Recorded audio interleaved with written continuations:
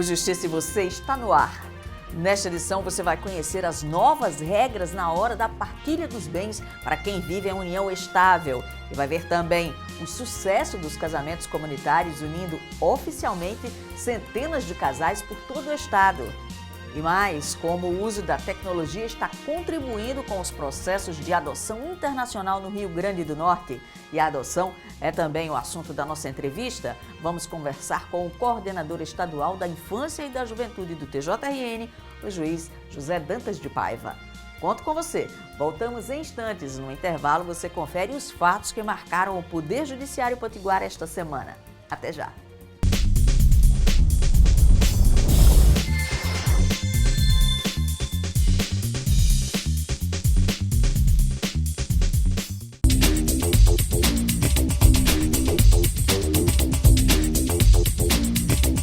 O Centro Judiciário de Solução de Conflitos, o Sejusc, realizou mais uma edição do Mutirão de Conciliação na comarca de Natal. Durante uma semana, 800 processos de cobrança do seguro DPVAT estiveram em pauta. Desta vez com uma novidade, as audiências concentradas. Uma nova metodologia adotada pelo Tribunal Potiguar, em que a perícia e a audiência de conciliação são agendadas para o mesmo dia e local. Com a seguradora líder, nós estamos entendendo que marcar a perícia junto com a audiência é muito mais eficaz. Por isso nós estamos fazendo negócios jurídicos processuais, conversados antes com a seguradora, com os advogados e enfim, representando os autores. E no dia da audiência, a gente faz anteriormente a perícia, estilo mutirão. Só que esses processos que nós estamos fazendo nessa semana, os 800 dessa semana, ainda são processos passados, antes do dia 18 de março. Vamos continuar com outras varas cíveis, que ainda tem processos antigos, e vamos fazer periodicamente, sempre as audiências concentradas do novo CPC.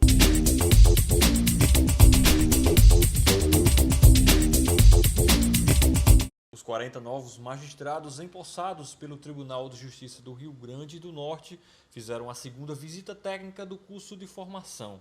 A aula prática foi na sede do Tribunal Potiguar. Os novos juízes acompanharam uma sessão do Pleno e conheceram o funcionamento do TJRN. O objetivo da visita é fazer com que os novos juízes conheçam a instituição, a forma de funcionamento do tribunal, conheçam também como ocorrem os julgamentos no Tribunal de Justiça, né, já que isso impactará diretamente na atividade jurisdicional deles. Enfim, é realmente promover essa primeira aproximação e a apresentação do Tribunal de Justiça aos novos magistrados.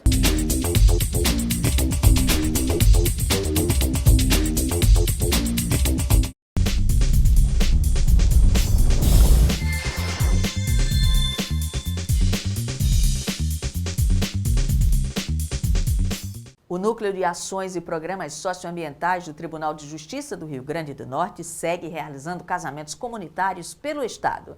Desta vez foram contemplados 2 municípios da Grande Natal, Parnamirim e Macaíba. O nome do amado está tatuado sobre a pele e a noiva fez questão de escolher um vestido que deixasse a prova de amor à mostra. A história desse casal começou há 9 meses. Manuel, o noivo, conta que foi amor à primeira briga. Foi através de um som de carro. Como eu trabalho em condomínio, cheguei, muita gente reclamando, aí eu fui lá, tem como abaixar um pouquinho o som, por favor, porque tá assim perturbando as vizinhanças. Não abaixo não. O carro é meu, não vou abaixar não, tá certo. Foi mesmo na hora que tava tocando a música de Acácio, eu não me lembro a música, mas foi a música de Acácio, foi onde tudo começou. Ela desligou o som, subiu, com meia hora depois eu mandei a mensagem para ela, eu já tinha pegado o número dela, com meia hora depois liguei para ela e disse, bota aquela música que estava tocando, pode aumentar o som. Os vizinhos vieram aqui reclamar, eu desenrolo aqui. Foi onde tudo começou. O casal conta que pouco tempo depois do início do namoro veio a certeza de ter encontrado a pessoa certa. E a madrinha de casamento é uma das testemunhas de toda essa história. Não, só assim, muito carinhoso um com o outro, preocupados muito um com o outro, né? E foi assim, o primeiro momento que se viram, bateu a química e deu no que tá dando hoje.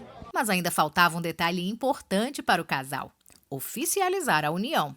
sem condições financeiras de custear o casamento civil, encontraram na cerimônia comunitária promovida pelo Tribunal de Justiça do Rio Grande do Norte a possibilidade de realizar o sonho e preservar o orçamento doméstico. Não só para mim, mas assim, uma realização para qualquer casal, né?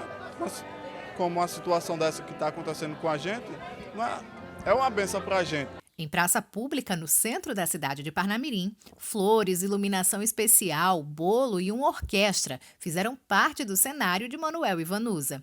Em meio a outros 192 casais, eles trocaram juras de fidelidade e de amor eterno. Vanusa, receba essa aliança em prova do meu amor e da minha fidelidade. Bota a aliancinha no dedo dela e dê um beijo na mão. Manuel, receba essa aliança como prova do meu amor e da minha fidelidade. O registro da união civil dos casais foi assinado pela juíza Fátima Soares, celebrante do casamento. Os detalhes da cerimônia foram organizados pelo Núcleo de Ações e Programas Socioambientais do TJRN, em parceria com a Prefeitura. Quase 2.300 casamentos. Hoje, na nossa terra, o terceiro município do estado, daqui a pouco vai ser o segundo. E aí a gente tem muita felicidade em ver as pessoas felizes, esperando a palavra aí da nossa celebrante, Fátima Soares, e com alegria, com satisfação, com emoção, com tudo aquilo que a gente tem de ser filha da terra e trazer a alegria para todos através do desembargador Cláudio Santos, que sempre apoia o NAPES, que é esse núcleo de ações e projetos socioambientais do tribunal.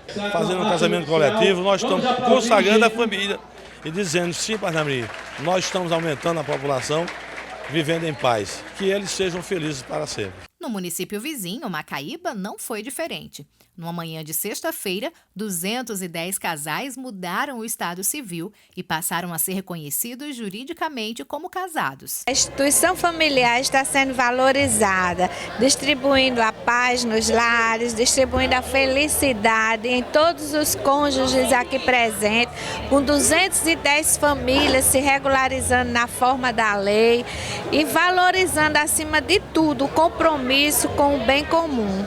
Lembrando àqueles que não conseguiram se inscrever no casamento comunitário que podem buscar um cartório para formalizar a união. O Código Civil assegura a todos os casais que comprovarem renda de até 2 salários mínimos ou que estejam desempregados o direito à isenção das taxas cobradas pelos cartórios para o casamento, registro e primeira via da certidão.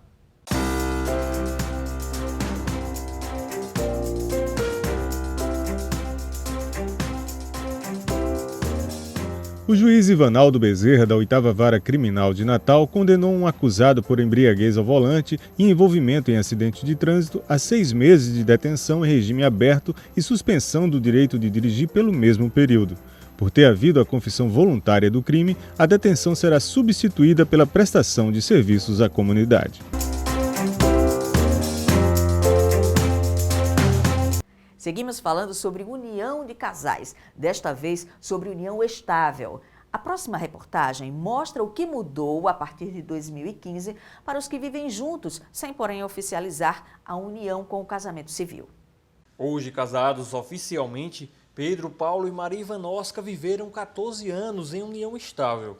Juntos, construíram um patrimônio sem se preocupar com uma possível separação. Até hoje a gente assim nem pensa nessa possibilidade de se separar. Quando a gente se divorcia, tem todo aquele problema de audiência para advogados, para a gente se divorciar e dividir o que tem e tal, o que não tem. Até o nome, inclusive, que ela tem meu sobrenome. Por questões de financeiro, eu nunca levei em consideração isso. Porque para mim, eu sempre expliquei a ela, o que é meu é seu, é dos nossos filhos. Pedro conta que sempre acreditou que para quem vive em união estável, a separação seria um processo bem mais simples do que para os casados. Eu fiquei informal com ela há 14 anos por causa do receio de uma separação. E para mim a separação sem estar no documentado seria mais fácil. E era mesmo, porém a partir de 2015 a regra mudou. Agora, quando um casal que escolheu viver em união estável se separa e um dos companheiros quer a partilha dos bens, precisa provar que contribuiu com o dinheiro ou o esforço para a aquisição de cada um desses bens em questão. ou seja, a partilha do patrimônio deixou de ser automática. Agora, para ter direito à meação, né, o companheiro ou companheira, ele tem que fazer prova do esforço para a aquisição do patrimônio. E antes não, esse esforço era apenas presumido. Então, o esforço presumido quer dizer, bastava você estar junto, que pressupunha que você colaborou com seu marido, com sua esposa.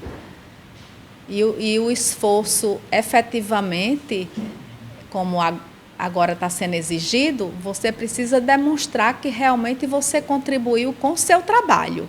A juíza de direito Virginia Marques defende a mudança e argumenta que a medida deve estimular as pessoas a formalizarem o matrimônio, além de afastar os mal intencionados. Protege mais as famílias biológicas, no sentido de que não apareça uma terceira pessoa e adentre no casamento e esse homem venha abandonar a família biológica e passe para uma união estável, né? Quanto também é propício para a sociedade porque estimula as uniões com cunho afetivo. Mas para muitos especialistas a mudança é retrógrada, pois a decisão do STJ daria aos optantes pela união estável menos direitos do que aos que são legalmente casados. Você tem que comprovar que adquiriu onerosamente com a ajuda de uma companheira ou não. Se fôssemos ver e analisar, os dois têm o direito da meiação em caso da separação. Por quê? Você comprovar que aquele bem foi adquirido onerosamente vai gerar ao judiciário uma demanda maior de processos que muitas vezes, diante do litígio de uma separação, causará um trabalho enorme ao judiciário, bem como poderá trazer danos ao casal. Eu achei que prejudicou, porque no passado a união informal visava mais o casal, o amor, o relacionamento. Ele visava mais os dois, a união mesmo. Não visava o negócio. Se os dois, né, já têm a consciência que os dois construíram, então não precisa de comprovar para a justiça que os interessados são quem?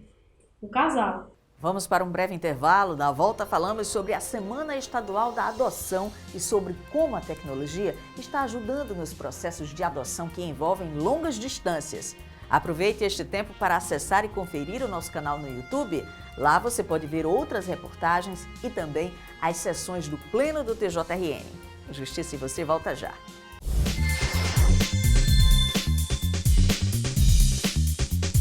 Como aproximar crianças aptas à adoção dos candidatos a pais adotivos?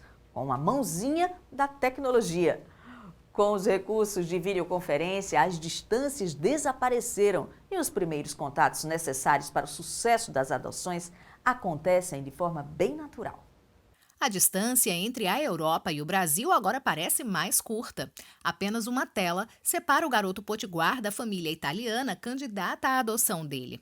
A tecnologia aliada à internet tem possibilitado a aproximação entre pretendentes e crianças aptas à adoção.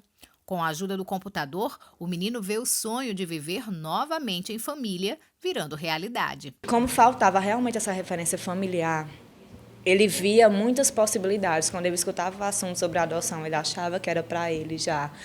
E quando a gente começou a perceber que existia essa possibilidade dessa adoção internacional, que a gente começou a trabalhá-lo assim, mas devagarinho, porque a gente tinha um receio de que não desse certo, de que não fosse a família ainda. Então a gente tinha aquele receio de começar a trabalhar e ele ansiar demais, porque ele é muito ansioso, e não desse certo. Mas aí acabou que deu certo e assim, muitas das expectativas deles foram cessadas quando ele fez a primeira videoconferência, que ele pôde ver que realmente existia um pai e uma mãe dispostos a recebê-lo. A videoconferência foi a ferramenta encontrada pela Comissão Estadual Judiciária de Adoção Internacional do Rio Grande do Norte, a CEJAI, para estabelecer um vínculo entre o casal italiano e a criança adotanda. Ele serve para aproximar, diminuir a distância, se familiarizar com a linguagem, né, que é outra língua, E é uma etapa que precede ao estágio de convivência e que facilita um pouco em termos de amenizar um pouco a ansiedade, a expectativa dessa situação presencial. A videoconferência para nós foi um grande presente, no caso específico dele, porque os laços iniciaram-se na primeira videoconferência. A gente já começou a ver que havia uma afinidade entre eles nas conversas, na liberdade em que era concedida à própria criança para se expressar. Até que os candidatos a pais adotivos cheguem ao Brasil, pelo menos uma vez por semana, o garoto de 9 anos vai continuar vindo à sede da Corregedoria Geral de Justiça para conversar com a futura família. O próximo passo com a chegada dos pretendentes a pais adotivos é a convivência. Nessa fase, a criança e os futuros pais permanecem juntos aqui no Brasil durante pelo menos 30 dias. Só então é feita uma avaliação mais aprofundada dos vínculos afetivos criados para a concessão da adoção definitiva. E continuamos a falar sobre adoção com o convidado de hoje, o juiz José Dantas de Paiva. Doutor José Dantas, seja bem-vindo mais uma vez ao programa. Nós agradecemos mais uma vez e com certeza estaremos bem à vontade para falar de um tema que continua sendo nobre, que vai trazer informações importantes para a sociedade. Ainda mais com a tecnologia ajudando a aproximar, como mostramos na reportagem, não é?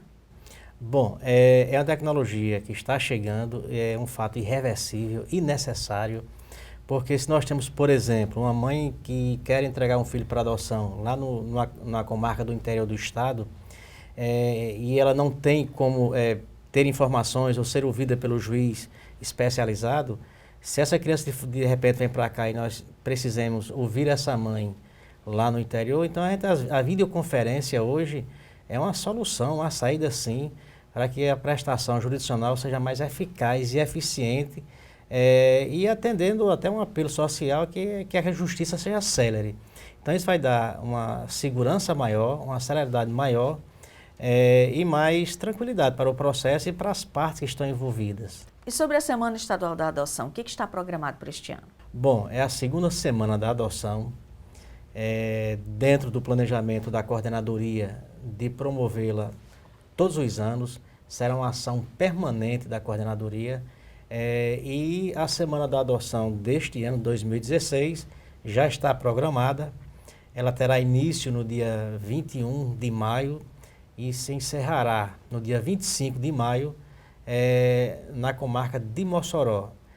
A diferença para este ano é que nós iremos encerrar a semana na comarca do interior, a interiorização de um projeto que até então existia somente na capital.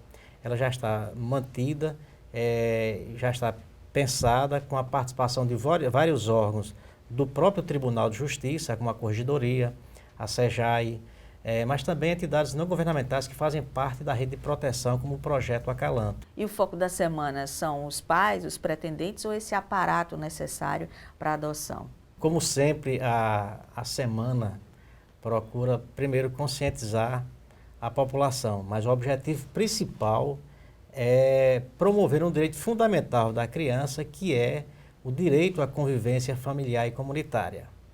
E mais do que nunca, nós temos um perfil de criança hoje apta à adoção e que, no entanto, ela não é procurada por pretendentes, por pessoas cadastradas. É que nós chamamos de adoção necessária. Crianças invisíveis, aquelas que estão fora do padrão desejado pelos pretendentes e que continuam acolhidas institucionalmente. São crianças com mais de 7 anos de idade, crianças que fazem parte de um grupo de irmãos, ou que seja de cor negra, ainda há um preconceito, e também crianças portadoras de deficiências, por exemplo. Então esse grupo ainda é escolhido. É por isso que hoje nós temos, por exemplo, no estado do Rio Grande do Norte, 28 crianças e adolescentes aptos à adoção, em torno de 230 pretendentes devidamente cadastrados, e, no entanto, essas crianças não são acolhidas dentro de uma família. Por quê?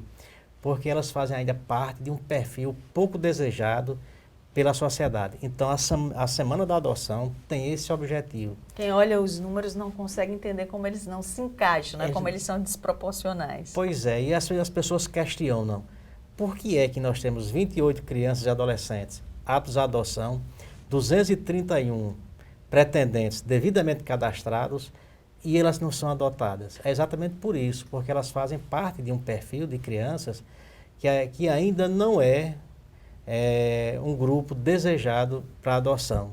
E o nosso objetivo, especificamente nesta semana da adoção, é fazer com que as pessoas se conscientizem que a adoção necessária ela é tão nobre e importante quanto a adoção de uma criança recém-nascida, de uma criança do sexo feminino, que é muito procurado, e é nobre, né? E vai dar a uma criança que está numa instituição uma família. E nesse momento nós vamos aproveitar muitos relatos de experiências positivas. Nos momentos que vão ocorrer dentro das ações, então nós levaremos casais, pessoas que adotaram crianças com esse perfil, e eles vão dar o testemunho para dizer que é uma adoção que dá certo e que tem que dar certo e é tão nobre e importante quanto a adoção, repito, como eu disse há pouco tempo, de uma criança recém-nascida. Ajudando então a desmistificar esse perfil. Dr. José Dantas, muito obrigado por ter vindo e o programa está sempre à sua disposição, principalmente para este tema. Nós é que agradecemos mais uma vez a oportunidade de discutir um tema tão importante e que continuará sendo, porque ele é um tabu social. Obrigada. E o Justiça e Você volta na próxima semana. Até lá, você já sabe, acompanhe os fatos do Poder Judiciário pelo site do TJRN e também nas nossas redes sociais. Reveja esta e outras edições do nosso programa. Deixe comentários e também sugestões de temas para as nossas reportagens e entrevistas. Obrigada pela audiência e até o programa que vem.